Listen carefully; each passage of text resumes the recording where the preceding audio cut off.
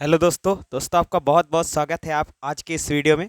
आज की इस वीडियो में दोस्तों हम फिजिक्स से रिलेटेड बात करेंगे और फिजिक्स के चैप्टर 1 के जो भी इंपॉर्टेंट क्वेश्चंस बोर्ड एग्जाम 2024 के लिए हो सकते हैं उनकी बात हम करेंगे।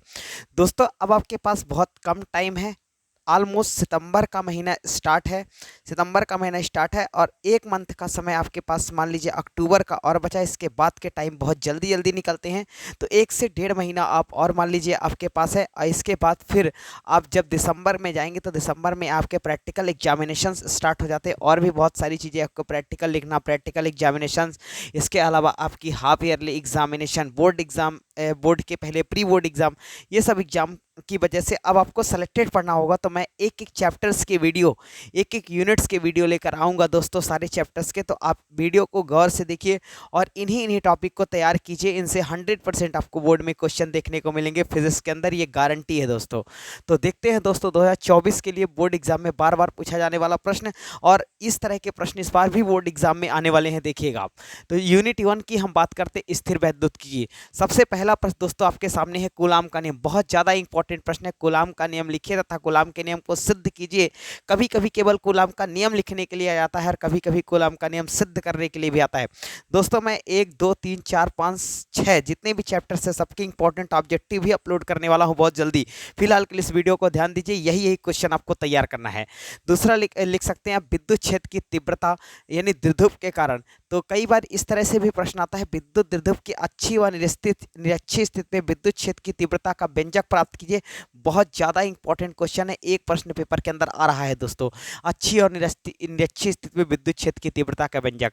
अगला सवाल आता है दोस्तों, गाउस का नियम लिखिए तथा गाउस के नियम के अनुप्रयोग लिखिए। सब कुछ लिखाया गया है, सब कुछ मैंने ऑफलाइन बैच के अंदर पढ़ा दिया है। तो गाउस का नियम बहुत इंपॉर्टेंट है। कई बार ये प्रश्न आता है, गाउस प्रमेय लिखिए तथा गाउस प्रमेय को सिद्ध कीजिए।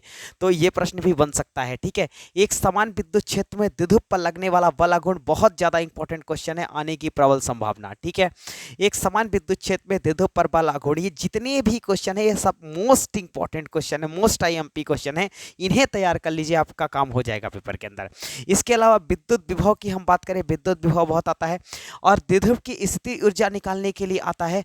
इसके अलावा आप पढ़ लीजिएगा दोस्तों, समांतर प्लेट संधारित्र की धारिता का व्यंजक। इसके अलावा संधारित्रों का संयोजन, श्रेणी क्रम संयोजन और संधारित्रों का समांतर क्रम संयोजन, बहुत ही इंपॉर्टेंट प्रश्न है। इसके अलावा संधारित्र की स्थिति ऊर्जा निकालने के लिए, और इसके अलावा दोस्तों धारिता की बात भी यहाँ पर की जाती है। कभी कभी दोस्तों एग्जामिनेशन में गोली चालक की धारिता C बराबर 4πε0r निकालने के लिए आता है। अगला सवाल आप लिख सकते हैं, परावैद्युत का ध्रुवण भी पेपर में पूछा जाता है। तो ये सब के सब क्वेश्चंस दोस्तों रेडी कर लीजिएगा, बहुत इंपॉर्टेंट क्वेश्चंस हैं। इसके अलावा मैं चैप्टर 1 के ऑब्जेक्टिव क्वेश्चंस अपलोड करने वाला हूँ बहुत जल्दी। तब डेली के डेली आपको वीडियोस मिलेंगे और धीरे धीरे करके हम 4 से 5 वीडियोस के अंदर कंप्लीट करा देंगे दोस्तों फिजिक्स के इंपॉर्टेंट क्वेश्चंस को। इन क्वेश्चंस को तैयार कीजिए बेहतर ढंग से, और व्यंजक को एक काम आप और कर सकते हैं, व्यंजक को आप लिख लिख कर याद कीजिए। लिख लिख कर आप व्यंजक को याद करेंगे तो मैक्सिमम व्यंजक आपको याद होंगे।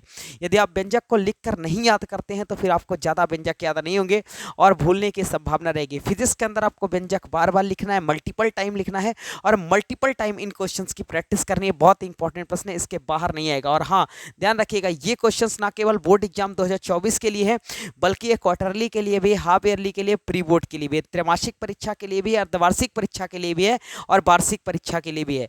तो चलिए, उम्मीद करता हूँ दोस्तों आपको ये वीडियो अच्छा लगा होगा। अगर वीडियो अच्छा लगा तो इस वीडियो को शेयर कर दीजिए अपने ग्रुप के अंदर और मैक्सिमम लोगों तक इस वीडियो को पहुंचाइए। मिलते हैं आपसे नेक्स्ट वीडियो में, तब तक के अपना ध्यान रखिएगा। Thank you.